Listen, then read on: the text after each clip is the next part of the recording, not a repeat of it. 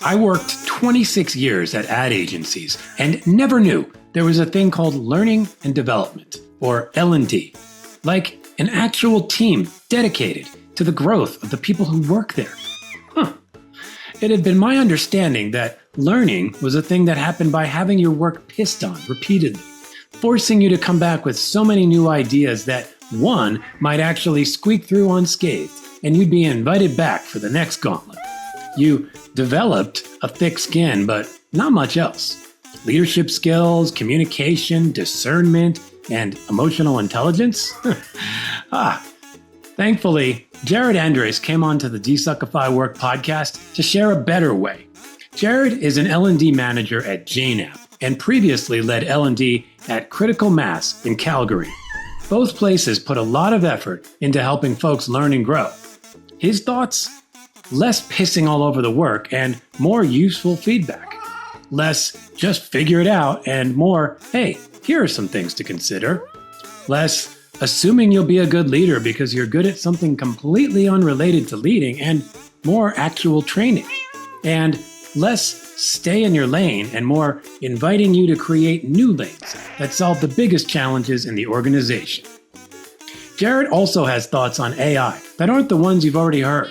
And he shares a sound effect that reminds us that real, tangible things still have value in our robot world. If you enjoyed this episode, please like, share, rate, review, or subscribe to the podcast. Let the desuckifying begin. Here's Jared.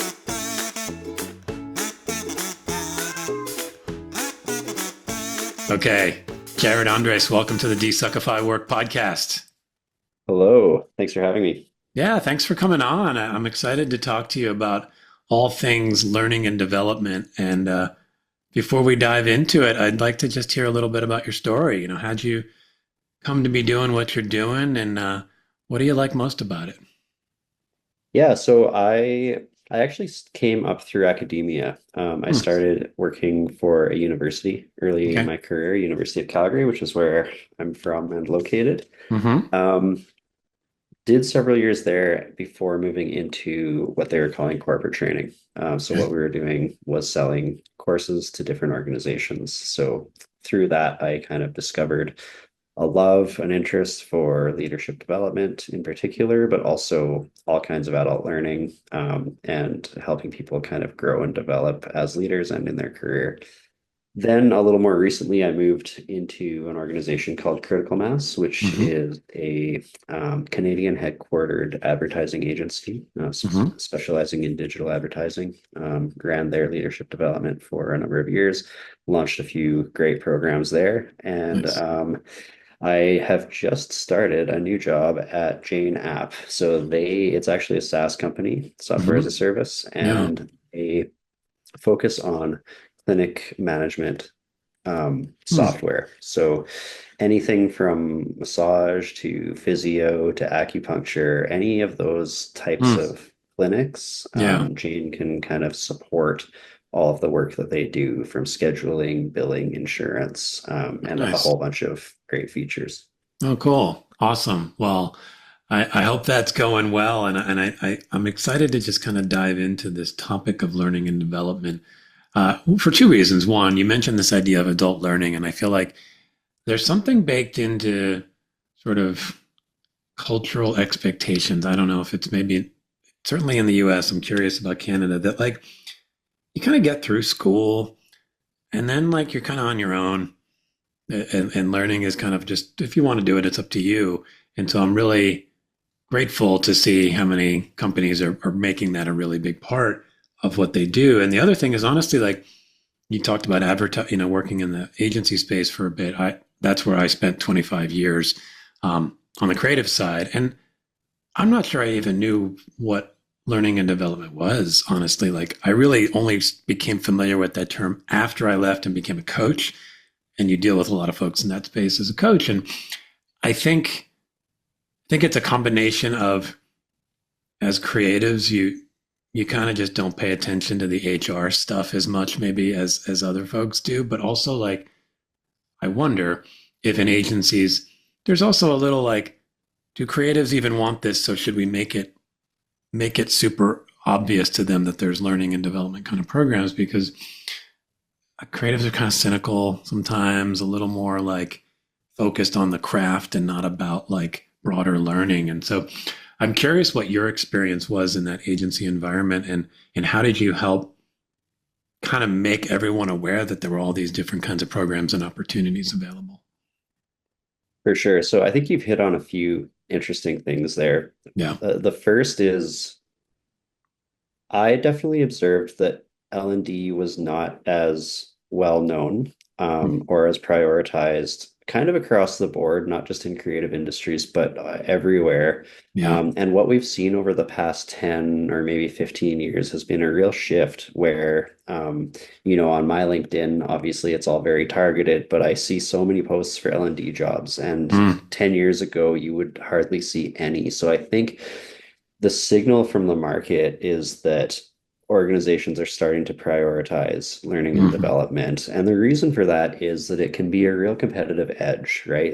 In a Yeah. few ways. It helps with employee engagement because they feel like they're developing and like the company is investing in them. Hmm. It also can help the organization just like be stronger. So if you develop your leaders, they're going to Hmm. lead their people better. Yeah. If you develop more like hard skills kind of stuff, same thing. Hmm. So it's a great place to be right now. I've been very grateful for how many opportunities and also the not just opportunities, but the fact that when as an L&D team you put forward a business case for something, it's still an uphill battle, but it's less than it maybe used to be Okay. in order to get that executive buy-in for Hmm. what you're trying to do. So it's an interesting time to be in L&D, and I really like that about it. Yeah. No, it's Um, good to see. yeah. Yeah. I mean, Regarding the other part of your question, like how you yeah. get kind of creatives to buy into it and all of Hmm. that. I mean, I think in the creative space it is a little bit different because people don't get a job as a creative without already being really good at being a creative. Yeah. And so I think there can sometimes be that sentiment of like, they feel like they know the tools and they know their craft really well. So Hmm. what more might there be to learn? And I think there are ways that you can get their buy-in. One of the things that I'm talking about a lot with my team right now is like, how are we actually meeting people where they are? And how are Hmm. we, instead of where we might want them to be or where we might assume that they are, but where they actually are. Yeah. And then how do we help them make sure that there's both time in their schedule and interest from them to pursue Hmm. some of these learning opportunities? So that answering that question of like the what's in it for me, I think is Yeah. important for creatives and everyone, Yeah. leaders, executives. Yeah. That makes a lot of sense. I think, as a creative, I think I would have been open to things. I mean, I remember one time in my career they invited me to some kind of like half day leadership seminar kind of thing. And I was excited. I mean, this was at a point where I was just kind of stepping into leadership roles and I was like, oh, they have some faith in me and they're investing in me. So it was a really nice signal and it was a good experience too. And I think that's probably an area where maybe not all creatives will be immediately open to it, but there's such a need, when you move from copywriter, art director, and kind of graduate into like an associate creative director-ish level role, Yeah. a lot of folks just get overwhelmed because it's like you're both doing the work and you're leading teams. And honestly, you don't really have any idea how to lead teams. You're mostly just sort of copying whoever you worked for. And I think at that point in time, if somebody kind of swept in and said, hey, we have some options that could maybe help you get a little more of a grip on this. We maybe are not presenting you with like how to be a better copywriter because that might actually hit you the wrong way. Kind of like, I'm pretty good already. Like, unless you were saying like how to become a Cannes Lion winning copywriter, that might be like, okay, you're nudging me beyond something that I currently have. But that leadership gap, that skills gap there is pretty big, I think, in agencies, maybe in a lot of places. But So I think that would be pretty well received. And I want to come back to one thing you mentioned because you were talking about the hard skills and important. But man, I hate the term soft skills. I just like, I really just like, I think it just sets this expectation, right? Especially if I'm an executive and it's like, we need to work on soft skills. It's like, well, certainly at least it's the first thing that I'm going to push to the side. The hard skills, learning how to be a better coder or a better whatever versus like, how to have better conversations or, how to be more inclusive or whatever. And yet, at least from my experience, the soft skills are the ones that actually have more impact, because they affect everything as opposed to like that one thing in front of you. What's your experience at kind of helping to show the value of those quote unquote soft skills? Yeah, so first of all, I agree with you. It's such funny terminology, but it's kind of like the industry Yeah, I terminology. get it. Yeah. When I worked in corporate training, we would call it essential skills. I like that. And that was a little bit of a sales tactic on our part, but Yeah. also uh, it's what we believed too, which made it easier to sell. Mm-hmm. For all the reasons you just mentioned. And I do think that usually if you get promoted into a leadership role, it's because you're already excelling in copywriting, coding, whatever it is that Yeah. your field is. Mm-hmm. Um, but there is that gap, right? If nobody's shown you how to lead, and especially in certain fields, like developers are a great one, it's a Yeah. very individual job usually. Yeah. And what we see lacking sometimes is those like, well, how are you at actually having those difficult conversations? How are you at Mm-hmm. giving feedback? Yeah. How are you at like creating a team environment where people are actually interested in coming to work? How are you at delegating? Mm-hmm. And not just delegating, but following up on those Yeah. tasks and motivating people to actually contribute their best kind of work. Mm-hmm. Um, yeah, so I think that people providing that training to people is critical. And one way that you can help people get there in terms of buy-in is identifying what the actual problems are that the Mm. organization is facing, because 9 times out of 10, the problem is not that we need better copywriters, it's Mm. that our copywriting team needs to function more like a team, Yeah. or people need to be more engaged. Our engagement scores are slipping. And Mm-hmm. what the impact of that, how you can sell that to your stakeholders, is that there's once that engagement starts to slip, so does productivity, so does profits, so does billable hours, so all kinds Mm-hmm. of things. Yeah. Mm. Yeah. I can see how that would make a lot of sense. I think I used to the phrase like the three P's: profit, performance, and productivity.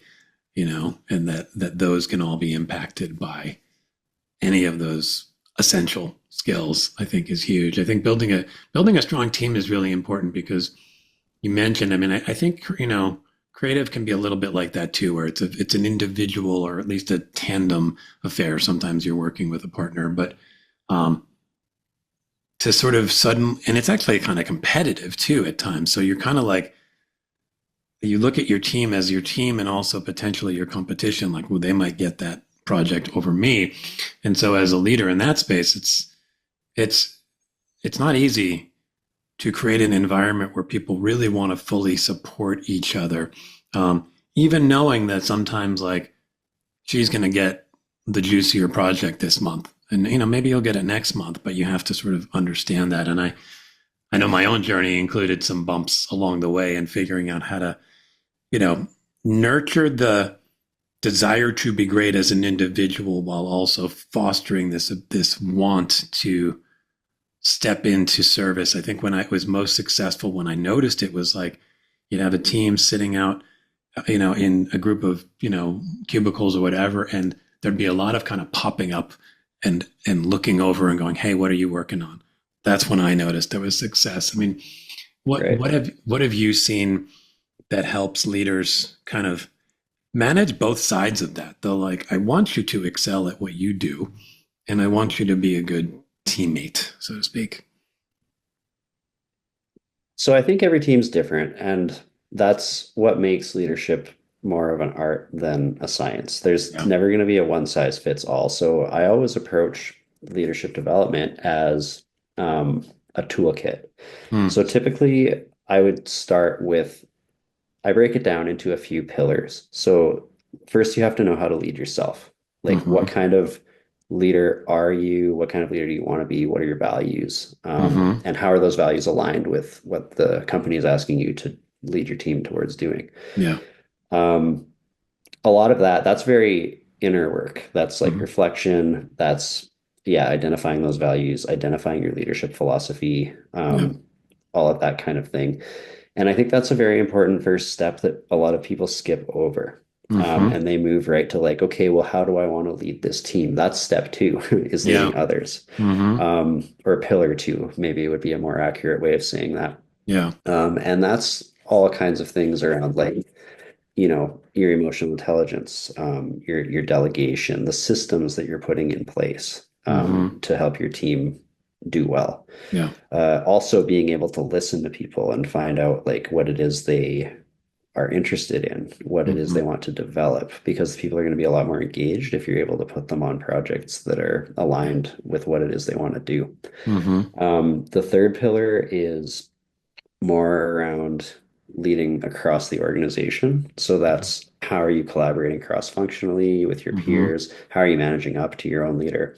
Yeah. And perhaps most importantly, how are you cascading down the vision from the organization to your team? So how are you making it tangible? Like, okay, Mm-hmm. we sat in this all hands meeting. The CEO told us this is the goal for the quarter or for the year. What Yeah. does that actually mean for us? Like Mm-hmm. as my Oh yeah. L&D team, how is what we're doing contributing to those overarching goals? And it's not always obvious, Yeah. especially depending on what team you're on. And then the fourth one that I put in there is how are you contributing to DEIB efforts Mm-hmm. across the organization? Yeah. Because I do think that that's foundational. And, oh, the B, obviously, for belonging. Belonging. Yeah. So how are you kind of fostering that sense of belonging on your Mm-hmm. team, but also across the organization? Yeah.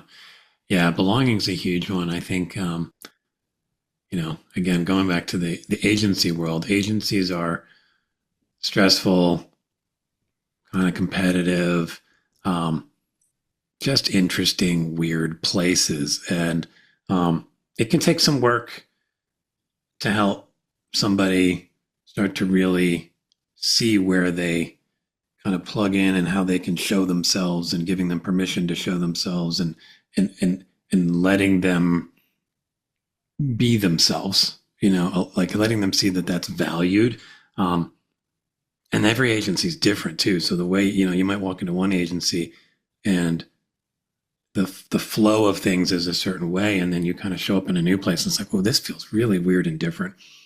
How am I possibly going to feel at home here? And yeah, I think it can be hard as a leader to one pick up on the signals of that, because it's not usually like that's like worn on their forehead, right? It's just certain signs that you have to kind of look out for, um, and then figuring out how to kind of coach them through and and showing them that you've created a certain kind of safety. I think is probably the best word for them to really bring what they bring, because that's what you Yeah. want. I mean, why would I hire Yeah. somebody if they can't bring what they bring? So I agree with that a lot. I think the other piece you mentioned, the cross functional piece, and that's another weird thing about agency land. Like there can be some odd tension between some of the departments. I mean, I think the classic one is creative and account.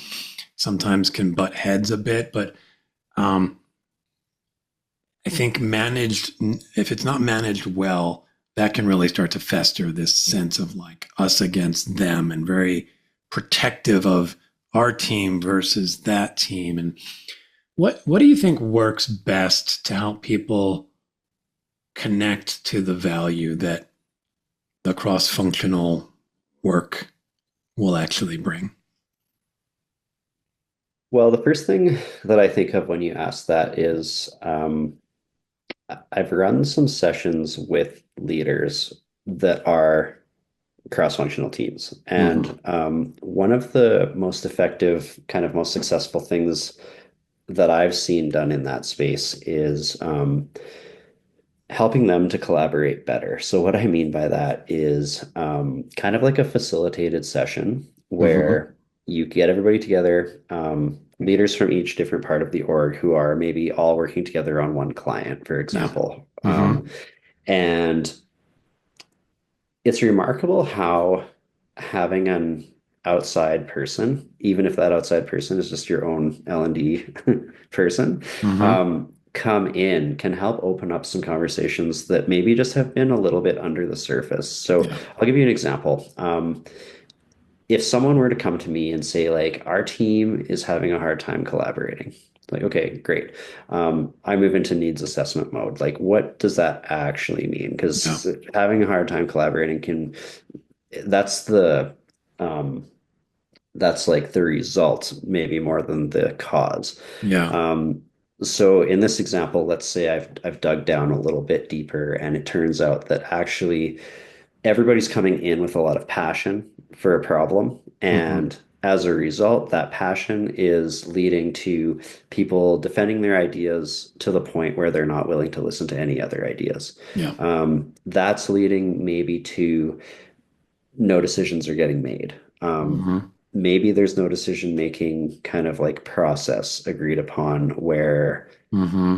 their meetings are kind of spinning out and they're not getting anything done. Yeah. So let's say for this example, that's the problem. One thing that you might do as an L&D leader is facilitate something around that. So get them to, and I find it helps. This goes back to kind of like the meeting people where they're at Hmm. idea. But if you can get them to self-identify that problem in the Hmm. session, so you can Yeah. give them a few kind of leading questions to help them get there, help them unpack that a bit, Yeah. then you can really get some buy-in to your solution. So what that could look like is like, okay, this is the problem that we've found. What might a better version of that look like to you? And then you can Hmm. start working with them on an actual process. Like, okay, this is maybe it's something like our meetings. We get to completely talk and brainstorm for 30 minutes, but then the second half of the meeting, that's when we're in solutions mode and we're Yeah. ranking our solution or whatever that looks like for the team, Yeah. whatever feels good for them. Hmm. And I think that that's one way that you can secure that buy-in for some solutions that the team might not get to on their own. Yeah. That makes sense to me. I mean, I think I probably experienced a lot of occasions where what you just described was very true. A lot of passion, a lot of excitement about solving the problem, different ideas, creating some tension, a lot of sense of ownership of the ideas. This one came from me or from my team. This one came from them or their team, um, and and no real process for getting to some kind of alignment, and no clear sort of accountability of like who ultimately owns the decision making process, who ultimately owns the decision or the parts of the Yes. decision, um, and so yeah, you're just battling, and what it ultimately feels like is you're just battling to kind of be seen.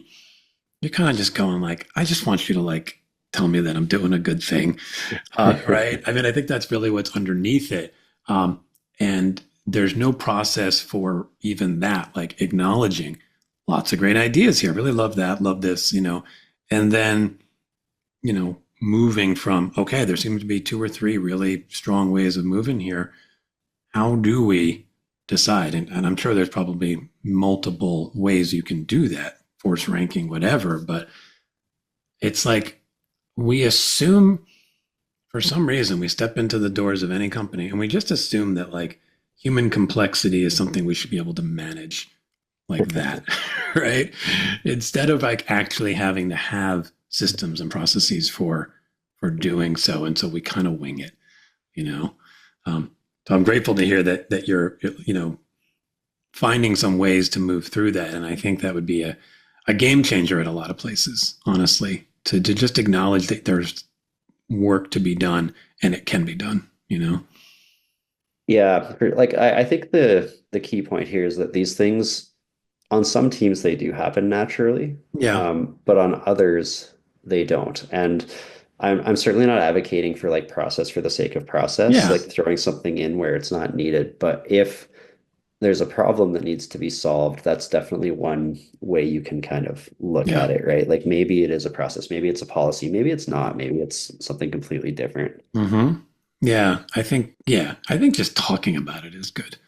I think just acknowledging that there's sometimes going to be issues, and whatever that issue is, let's try to work it out. And I get like coming in as kind of a neutral party as the L&D person, you can shine light on things that's a lot harder to do when you don't have that voice in the room. Um, I wanna come back to some of your own experience because this is the Desuckify Work podcast, and one thing I'm always curious about, like what was the worst or suckiest experience you've had at work in your career? That's a good question. I mean, the thing that comes to mind is when I was managing a pool of instructors, Mhm. and who were, like contract employees, Yeah.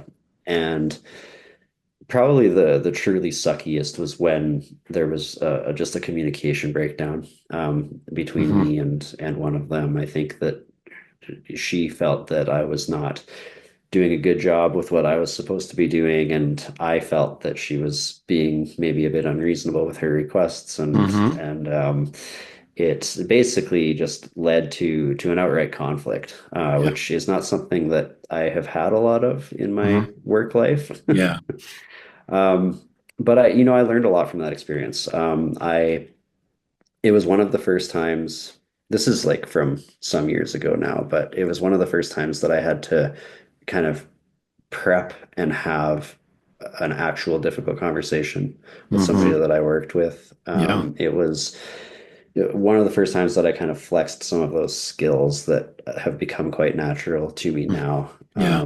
in terms of like just getting on the same page, getting a shared understanding, setting some expectations together of how we were each going to make the relationship work. Hmm. And I will say it was quite successful. It was a tough conversation, for I think for both of us, but we got through it and the relationship improved substantially. That's awesome. I know things don't always go that way, for a number of reasons. It can be our own challenges at having those conversations. The other person has their own challenges. An organization doesn't necessarily support or create space or room for those conversations. So I think it's great when a tough experience can actually become a positive one and a learning experience. And kind of on that note, I'm curious, like, what do you think is the biggest factor that can make work suck? Yeah, so I mean, there's a lot. I think the first thing again that comes to mind here is kind of a lack of alignment. I think that if people don't value what they're doing or the company that they work for, then I don't know how they can possibly be Yeah. having a good time at work. Hmm. Yeah, I get that. Yeah, I think I think we all crave some sense of clarity, around that kind of stuff. Um, what what role does work play in your life? Right now, it's pretty big. Yeah. Having just started this new job, it's actually been heavy on like travel and on sites and some pretty Mm, quick turnaround projects. yeah. I think generally, like this is a slightly unique situation. I do expect, but Yeah. it's it's a big part of my life. I think I really enjoy what I do, and Hmm. so it doesn't feel like a chore to me to be like thinking about work after hours. Hmm. I don't mean that I'm putting in long hours all the time. I'm pretty strong on work-life balance, but I do find because I work in the leadership space, and I'm striving to be a better leader myself, and I'm striving to make, as you say, your mission, right, to kind of like desuckify work, make work Yeah. better for everybody. Hmm. It is. it's really quite a passion for me. So if I'm out for a walk or something, I do find myself thinking about it. Yeah. And yeah, so it's a pretty big part, but in a good way, not an Yeah. overpowering way. Yeah. And I think, I think it's an important question for people to ask themselves, kind of like, what role is it playing? And is that what I want it to play? Because I think there's not necessarily a right or wrong answer to that question. It's more like if something's out of alignment in terms of the way it's showing up versus the way you'd want it to show up, I think that's when the challenge happens. If you were like, I don't ever want to think about work outside of work, and then you were, well, that might be something to deal with. But yeah, I get it. I mean, certainly when I worked as a creative and even now as a coach, like I'm running through stuff in my brain, but I like it. And so it actually probably energizes me a little bit as opposed to stealing energy from me. Whereas if it was more from a negative place, I could see how that could be problematic. Yeah. Yeah, I agree. I think I like to think of life and work in seasons too. Mm, So like as an example, a career change would be a new season, a hmm. move to a new city or a new home, having kids, a new Yeah. pet, all those things that really impact your life. And for me, I'm in a season that's very busy and very intense, Hmm. um, partially from the new job, but I'm also almost finished a business analysis certificate program kind of outside of work. I'm Hmm. developing a course to teach at a university this summer. So there's a Ah, lot going nice. on Mm, that feels, but to your point, all of that is really quite energizing for me. Like there's yeah. definitely days where I'm like, oh, this is the last thing I want to be doing right now. But Yeah. more often than not, it is, I don't mind waking up on a Saturday and like I'm gonna do my coursework, I'm gonna work on my Hmm. course, I'm gonna do these different things. Yeah. So it's a nice place to be. Yeah. I like that.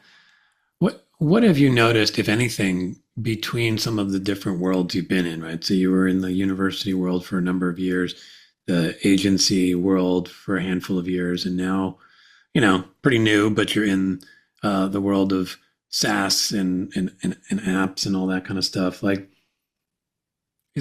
have you noticed a difference in approach or perspective on learning, development, training, that kind of stuff between the three different spaces? So yes and no. I think that you did a really good job of kind of explaining some of the nuance in agency life Yeah. that like before I worked at an agency, I wouldn't have understood what Yeah. you were saying Yep. earlier, because it is a unique space. It's a very fun space, but I can Hmm. also see how people burn out from it because it's an intense space at times. I Hmm. think that in agencies, I was maybe in kind of a privileged place because people were very interested in development there. Hmm. Almost any program, or I shouldn't say almost, every single program that we got off the ground had incredible uptake, incredible engagement. We didn't really have people dropping off. We didn't really have to fight people to participate in Nice. stuff, which I don't think that's necessarily the case at every agency. Probably not. I do Yeah. think one thing that Critical Mass does really well is they position themselves as a career accelerator and Mm, then they actually stand behind that. So nice. people, you have a chance to work on the high profile projects. You have a chance to kind of get your name out there they submit a lot to Can Lion, like you were saying, and they Hmm. win a lot too. Yeah. So you get a chance to work with some amazing clients and work on some amazing pieces of work. Nice. Um, so I think part of that is built into the culture a little bit. People are like, oh, I can take a leadership course for free. Like, yeah, get me Hmm. in there, Yeah. Hmm. I think what I'm seeing now at my new job is the L&D culture is a little bit less mature, Okay. which is an interesting time to come on board because I think people don't know yet some of the benefits that they can get from Hmm. some of the L&D offerings. So I'm Yeah. really looking forward to building that culture a little bit more. Hmm. And is that on both sides, meaning the people who would be receiving any kind of programming or training, as well as on the executive side, sort of fully understanding the full benefit of having a robust L&D So solution? I think that leadership gets it, Hmm. but I think that it's a fairly complex organization with a lot of different needs, and I Yeah, think that the challenge for us is going to be getting the needs right for the different types of folks in yeah, the organization. yeah. I can see that. What are executives asking for these days? I mean, what do they think or feel that people most need to learn? Well, the key thing that all executives are looking for is impact. They want to Yeah, see, they don't care how many courses you deliver. They don't care yeah. if people liked the course. They Hmm. care if the course has impacted the business in some way. Yeah. So that's across the board for sure. And I agree with that. That aligns with my philosophy. I've Mhm. never been like a let's ship 50 trainings and call it a day, you know, like Yeah. it's you need to be thinking about what people are actually getting out of it that they can use back at work. Mm. Otherwise, like kind of what's the point, in my Yeah. opinion? Mm. Are there certain skills that folks seem to be noticing, like, ooh, we're really struggling here more than others? So I think that a lot of organizations struggle with change management. That's been a common recurring theme Hmm. for me. Yeah. What are some other big ones? That's the one that really comes to mind. Yeah. Every organization just wants their leaders to perform better, but that's complicated. That's everything from emotional intelligence, clear communication, Yeah. feedback. Effective one-on-ones is Mhm. always important, I Yeah. find.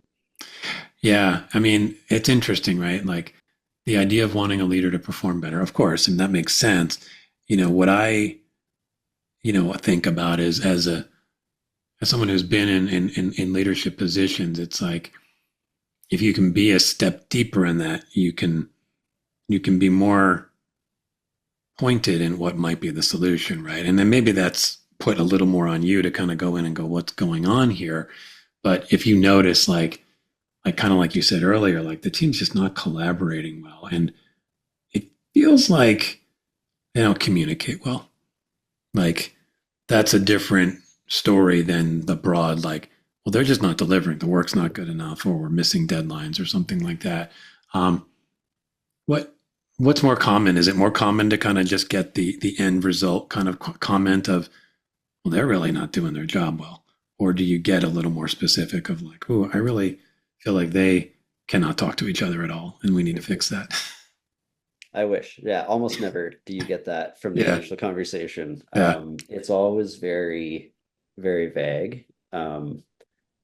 And I think, and that's fine. Most leaders in organizations are not, taught or need to be that kind of analytical when they're diagnosing these problems because hmm, they'll usually bring in outside support, whether it's a consultant or L&D or something like that. yeah, And okay, um, that's something that I really enjoy doing. I think that it's like one of my kind of career superpowers is knowing how to ask the right questions in hmm, those situations. yeah, And I think that kind of back to your earlier point, one thing that leaders kind of across the board could benefit from learning and thinking a little bit more about is how to ask those good yeah, questions. hmm, How to not even how to ask the questions as much as like how to just genuinely get curious about what's happening. yeah, Um, Instead of because I think a trap that a lot of junior L&D leaders or even just junior leaders in general fall into is kind of what you were talking about. Like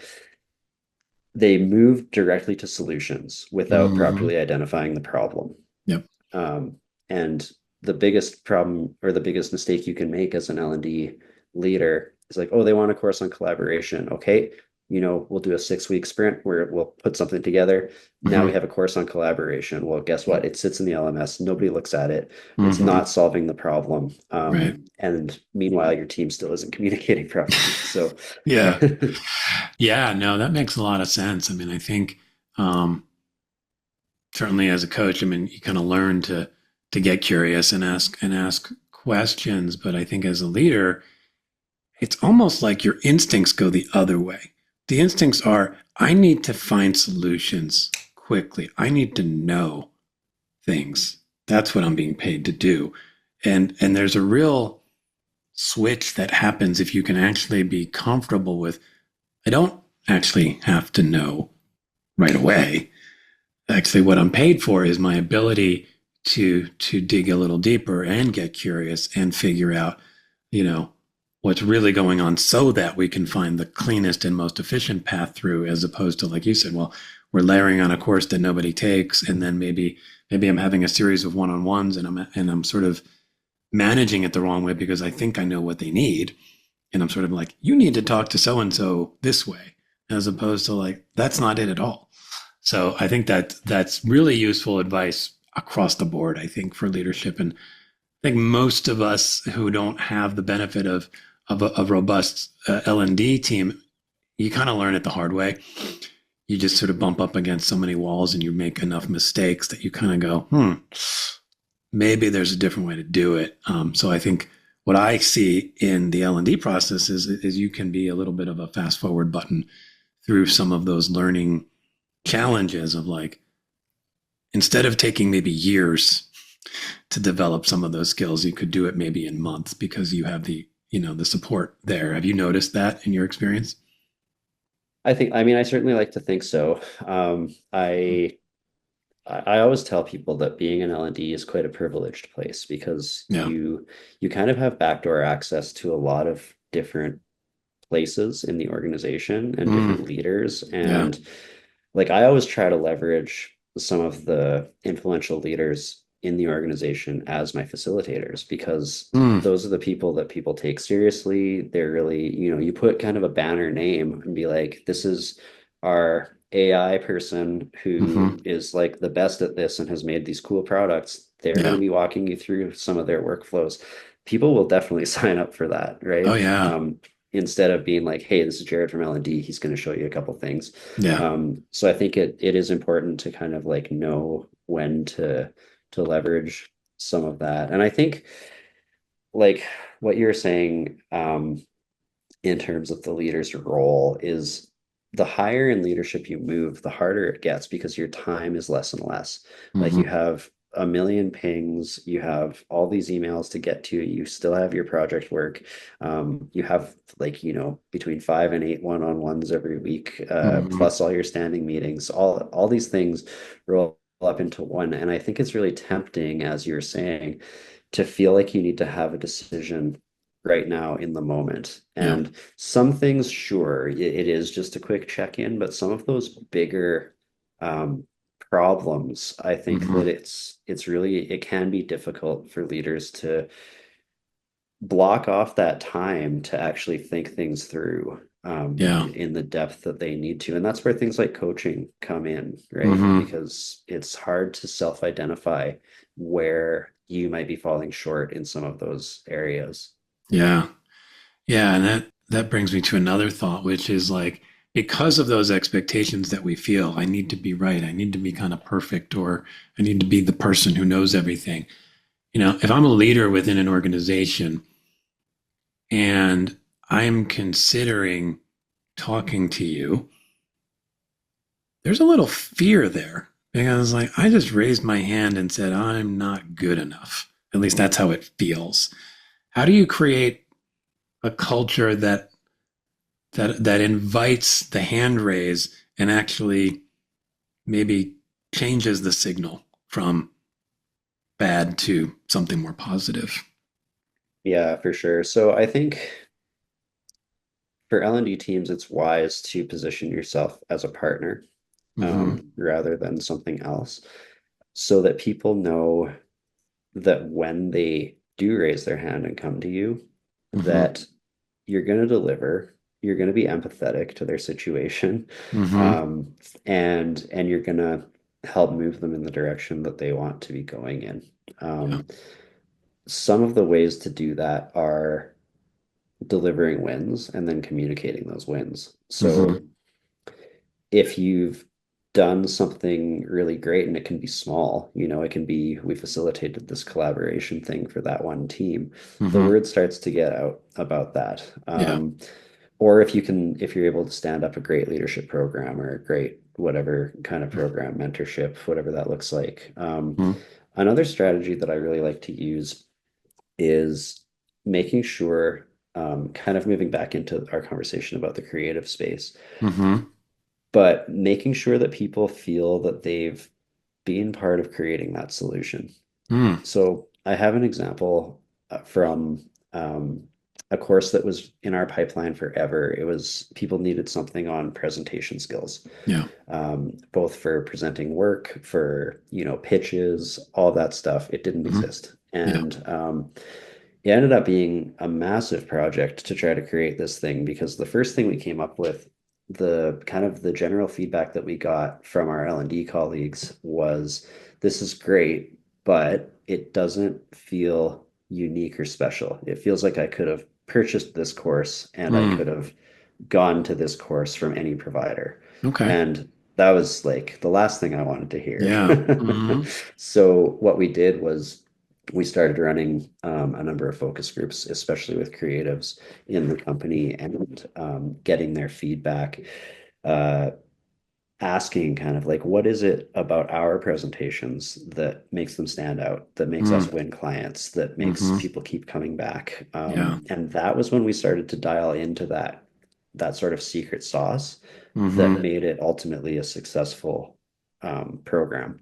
Yeah. And I think that like the more you can do that, because otherwise, why even have an in-house L&D team? If what you're Right. putting out is very generic, you can Mm-hmm. just buy a LinkedIn Learning subscription, or you can hire a Yeah. corporate training unit to come in and deliver stuff for you. Mm-hmm. Um, L&D salaries are a cost to organizations. So Yeah. you need to be giving the organization something that they can't get somewhere else in order to justify, uh, Mm-hmm. at the end of the day, the expense. Yeah. I like that. That's interesting. The idea of having a more sort of bespoke solution that is related to how you do things within that organization, right? Because I've probably had a couple of presentation classes over the years, and I'm not sure they were that, meaning I think they were probably a little more off the shelf. And not that that was bad. I mean, I feel like I learned from them, but there is something about, like, particularly if you're in an environment and you maybe notice, like, God, every time that ECD presents, he kind of rocks it, and I don't know what he's doing or she's doing. And it's like, well, here's what they're doing, right? Here's some of the secret sauce, that maybe connects back to some of those company values and the things that get talked about at the high level. And here's a concrete example of how to actually apply them in the work you do. Maybe not every day, but a lot. You're presenting work a lot. Um, I think the impact of that, to go back to that word, would be huge compared to the more off the shelf solution. Yeah, I like that. Hmm. For sure. And one thing that I thought was great that we included was we had some of our influential folks, including executives, Mm-hmm. talking at the beginning about like a little video talking about why presenting is hard. Yeah. Because we started off with some statistics, and it was like something like, I don't have the right number, I think like 73% of people fear public speaking more than they feared death. Wow. Which That's that's kind of intense. wild, right? Yeah. Yeah. um and then to transition that to be like, here's our CEO talking about how he still gets nervous when he has to go on stage. Mm. Um, Yeah. really can make it so if you're like a junior dev or something, and your third week with the company, you're like, oh wow, okay, this is something that I can relate to. Mm. Kind of breaking it down a little bit. So, Yeah. and I will say I stole that idea from a creative in the company. So it wasn't my Hey, idea, but this is credit a where good credit's one. due. Yeah. Yeah. I mean, you know what I like about that, in addition to the way you described it, it really helps kind of answer the question from just a few minutes ago around how do people feel more safe to raise their hand and say they need help. I mean, to hear a CEO say like, I still sometimes struggle with this thing, and to kind of have that vulnerability on display from leaders, sometimes I think that that can be something that as leaders we're not always comfortable doing, but demonstrating a little bit of vulnerability and the fact that you're still in this process of learning and growth and trying to figure your own stuff out, that's a pretty good signal that like, okay, I'm not going to be looked at as sort of a failure if I say I need help with something. Yeah. Mm. You mentioned AI before, and I know that like everybody talks about AI, but I'm really curious about it in this space. I mean, you've got the sort of ongoing, you talked about change management. I mean, the ongoing shift in what work looks like because of Yeah. AI. You've got the fear of the robots are taking my job thing. Yeah. And then I imagine there might be even some elements of AI that are being woven into some of the solutions potentially, um, or at least potentially that's something you're talking about. Like how how do you help folks navigate all of the different sort of both emotional swings that go through that, but then also the just the like it's really hard to wrap your arms around AI. It's this amorphous blob right now with so many things. What are you doing in that space, or what are you hoping to do in that space? Yeah, for sure. So, I mean, it's kind of a played out quote at this point, but I think it's still accurate is AI is not going to take your job, but somebody who's using AI better than you will take your job. Yeah. And I think might not always be in this place, but that's definitely where we are right now. Mm-hmm. It's really accelerating things, especially in L&D. It's just ridiculous how fast because a lot of what we do is content. So Mm-hmm. I can put together a course in an afternoon that would have taken me 3 weeks before. Yeah. That's And amazing. so what I try to help people with is understanding the shift from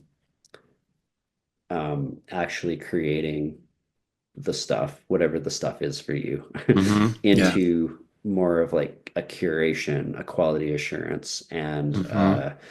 using your expert judgment. That's the thing that the AI can't replicate. Mm-hmm. It's like first page of Google results right now, Mm-hmm. right? Yeah. And it'll give you something. It's better than a blank page, but you need to still go through and be like, okay, this is what's going to work for this organization or for this client. Like this is what Mm-hmm. makes sense here. Yeah. This is where I don't like what it's Mm. doing. And then Yeah. learning how to use those follow-up prompts, like I Mm-hmm. really like what you put on your second bullet point here, but give me more on that or less on that, or put it Mm-hmm. in a different tone, or Yeah. use this framework to evaluate it. All of those kinds of things. Um, One of the pieces that is really interesting, I think right now is the custom GPTs. I don't know if you've Mm. played with those at all. A little bit. Yeah. Yeah, so I've been doing a lot of work in that space there. I've built a few that I've been using a lot. And there's one that actually was shared on LinkedIn, and I wish I could remember who had actually shared it, but it was specific to L&D. Okay. So the guy who made it had trained it on a whole bunch of academic papers talking about adult learning best practices and the current state of L&D and all these different things. Mm-hmm. And so that's actually become my go-to. I'm Yeah. asking that thing questions all the time, but I've built my own to help with project management. Mm-hmm. I've built my own to help with some business analysis stuff, and one that is kind of in beta testing right now that I'm hoping, well, we will be rolling it out this week actually as part of a difficult conversations training, Mm. is I created an AI coach that Mm. will, Yeah. you kind of you tell it what the situation is, and then it Mm-hmm. it serves as your conversation partner to help Yeah. you, I've and then I've it done gives you that. an evaluation of Yeah. the Mm-hmm. conversation. It's not perfect, that's why I say it's in beta, and it'll Yeah. never replace a proper like a human coach, but I Yeah. think it can There's get you value. partway there, right? Yeah. Yeah, I like the way you frame all this, and I think there's a lot of value in thinking of AI as a partner, whether you create the custom GPT or just using what's coming out and then just framing the right prompts and questions to just bounce stuff off of and then drill deeper when you want to drill deeper, the same way you would if you were talking to somebody next to you. I think that's really useful. And then there's the set of skills that help you become expert at that. And is that becoming a part of the training and learning and development offerings that you have in terms of like how to develop the kind of critical thinking and discernment and you know, better questioning, prompting skills to partner with AI in the way that we know we're going to need to? Is that kind of stuff the stuff you're offering as well? I mean, it is, I would like to do more of it. Yeah. What I've observed is at my current company, the level of AI literacy is pretty high. Hmm. So I haven't seen that be the biggest need Yeah. currently, but Yeah. I do think that yeah, at other companies that I've worked with or consulted with, the Hmm. where the AI literacy is a little lower, Yeah. that's definitely where people should be focusing their energy right now. Yeah, it feels like I certainly feels like in the agency world, people are certainly playing and experimenting a lot, but there's still room to, I think, learn how to get better, but also like on a more macro career level, kind of just like I think affirming or maybe slightly not affirming, like whether you're on the right track with the way you're trying to navigate it, and and providing a little bit of guidance around like you're going to need to really excel in these areas as it Yeah. relates to AI in order to become that person who really works well with AI that continues to have a career and continues to excel versus, if you don't learn these things, you may be on the outside looking in. I think that there's sort of a fear management piece of that could be really interesting to offer people so that they go, okay, now I can see a path forward and it's just up to me to put the work in as opposed to kind of feeling like you're in the wind a little bit, maybe right now, where it's like there's so many voices around AI out there. And who do I trust? So if a company becomes that trusted voice, I think that could really be interesting. Yeah, no, I agree with you 100%. And I think that every organization, if they're not, should be focused very heavily on that right now. Hmm. And figuring out like what is their stance on AI, first of all. Yeah. How are people able to use it? And very importantly, what does the safety look like? Yeah. Like if you don't have an enterprise account or similar Hmm. where it's very clear what kind of data people can put in there and what they can't, Yeah. then you open yourself up to a ton of risk. And Mm. especially in like it's a bit unique in the agency world too, because a lot of people are using Midjourney or Hmm. other Yeah. similar tools as part of their creative process. Hmm. But there's a lot of companies who, like client companies, who have different stances on what that looks like from Yeah. everywhere from an ethical perspective Legal. um legal, yeah, Hmm. and beyond. Like it's a very complex Yeah. area when you start doing it for clients. So I Hmm. think Oh that yeah. like training around that is very important. But before you get to the training part, the company needs to be clear on what their direction is, like what their Yeah. policy is, and Hmm. because you can't train on a decision that hasn't been made yet. So that's the first step, understanding where the company wants to go with it. Yeah. Yeah. Those are all great points. And I think, I also wonder if on some broader level, it's like if critical thinking or the ability to kind of deal with rapid change are par for the course now, just more broad-based courses around that, maybe not explicitly about how it applies to AI, but more like if you're going to be thriving in this organization, we're going to need you to be master level critical thinker, a master level at um, swimming through chaos, and finding your way and kind of holding true to your direction. Um, I could see a lot of value in courses or training or whatever that helps you again, just start to feel like you can step into those spaces with some confidence, you know? Yeah, well, I think we're going to see a real shift in the workforce over the next 5 to 10 years where, for people who have been around for a while, they already knew how to do their job pre-AI. For people Yeah. who are just coming into the workforce now, they will never have, it's going to be important for organizations to focus on those quality control, those Hmm. critical thinking skills, because Yeah. otherwise, if people just think that the first thing that AI gives them is usable, Yeah. whatever that means to them, that's a real risk for organizations and for those people individually too. Oh, So, yeah. Yeah. yeah, that is going to be the big focus, I think. Yeah. And it's tough because, like, the sort of junior layer of jobs, certainly in the creative world, I'm hearing a lot of places like, we don't really have juniors anymore. Mm. AI does that. AI acts like the junior, right? It's kind of like gives you stuff that you can then mold and shape and prompt and do that stuff. So it's it's like, what is the entry path into some of these jobs? Like, how do you bring somebody in who hasn't ever really done any of this stuff and expect them to get to a place where they are the person who has the discernment and the judgment and the sort of instincts around that? I don't know what the answer is. I mean, but that's like a No, real interesting challenge of like, what do I do when I just come out of school and I want to work for an ad agency or a software company and I want to learn the fundamentals, and the fundamentals are being outsourced to a machine, you know?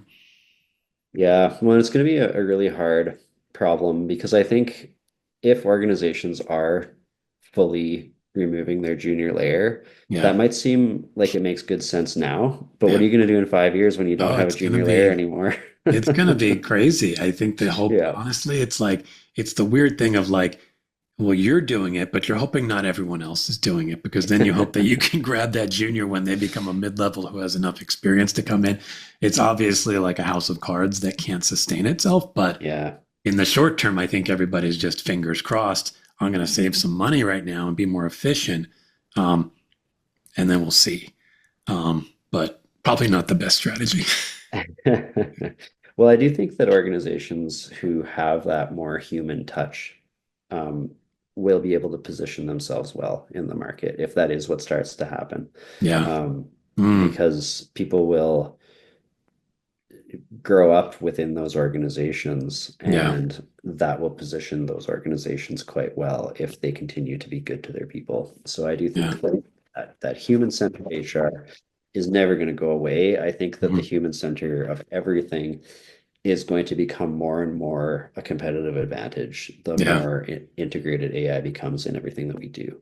I, uh, I believe that, and I think the question becomes, how do we facilitate that? How do we make that happen? Right? How do we help nurture that, um, and make that create that reality? Yeah. So I know I've asked you a bunch of questions here, so I'd love to give you a chance to ask a question of our audience. What would you like to ask them? Yeah, I guess I was reflecting on this earlier, and I think what I landed on is what would you say is the one barrier in your organization that's stopping your leaders from showing up at their best? And why is it there? What's keeping it there? Hmm, that's a good one. I mean, that's a real like, I got to do a little bit of reflection on that, and maybe a little bit of, you know, being open to some self improvement discussion around like what that can look like. But yeah, I love that question. I will definitely put that one out there, and let's see what kind of responses we get. Um, you've talked about a lot of ways, that you try to help make work better in the work you do. So I'd love to like hand you the magic wand, and if you could kind of wave that wand and create a fully desuckified work world, what does that look like?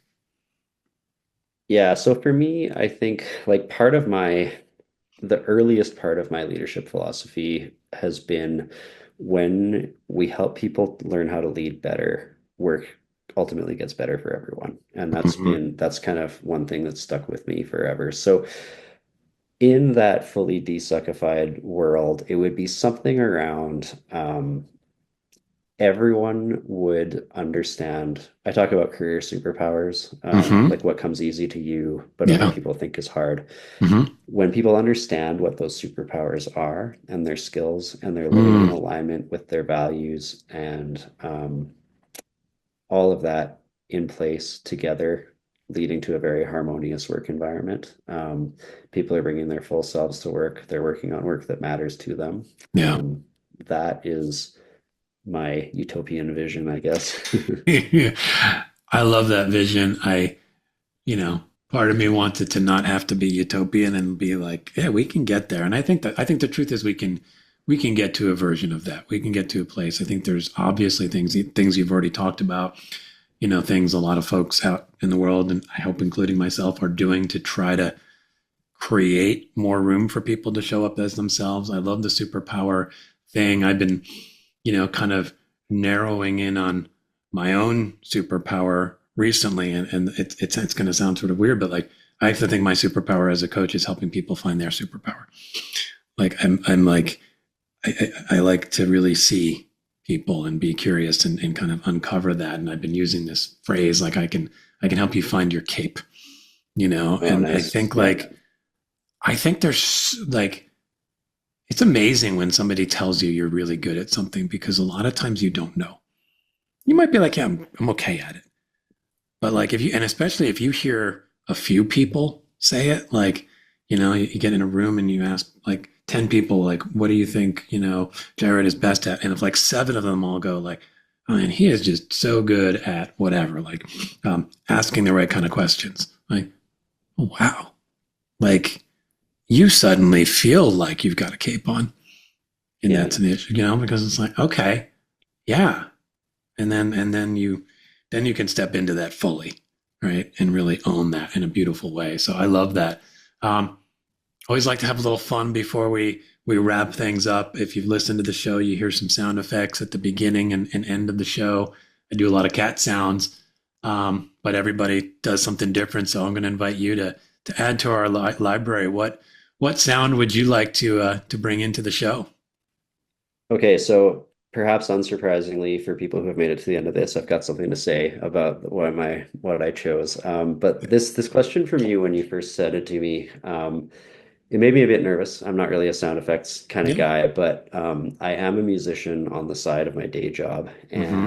And as I was thinking about this, I wanted to share a little a clip from one of our songs. And Mm. the reason I chose this one is because for this song, we made a rule that we wouldn't use any actual instruments. We would Mm. make all the sounds from, we had sort of posted up in this church to record the record. Mm. And so this one made the final cut.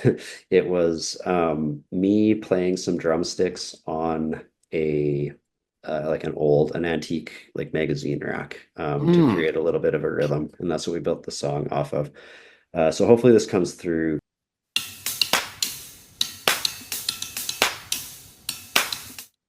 There it is. Yeah, that came through Yes. great. I love the challenge that you kind of gave yourselves to not play instruments. I just think that's a really fun way to come at it.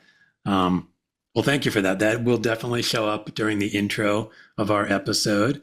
Um, Last question is just how do people connect with you and, learn more about, the great work you're putting out into the world? Yeah, so I don't really have a huge public presence, but LinkedIn would be the best way. Okay. Jared Andres, and yeah, always open to connecting with folks, especially if you like talking about this kind of stuff.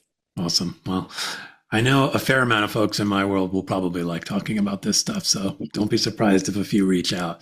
Amazing. Jared, thank you. This was really fun. I really appreciate you kind of allowing me to explore my own curiosity around the world of learning and development and see, more clearly, I think just the value that you and folks like you are bringing into the world of work and helping to desuckify it. Yeah, thanks so much, TJ. This is great. Awesome. Well, thanks a lot. Bye bye.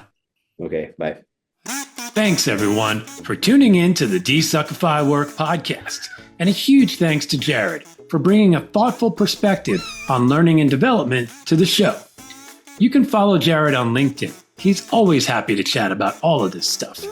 If you enjoyed the conversation and would like to dive deep into some of your own challenges at work, I invite you to schedule a free half-hour discovery session where we can explore new desuckified possibilities for your future. Bye, everyone.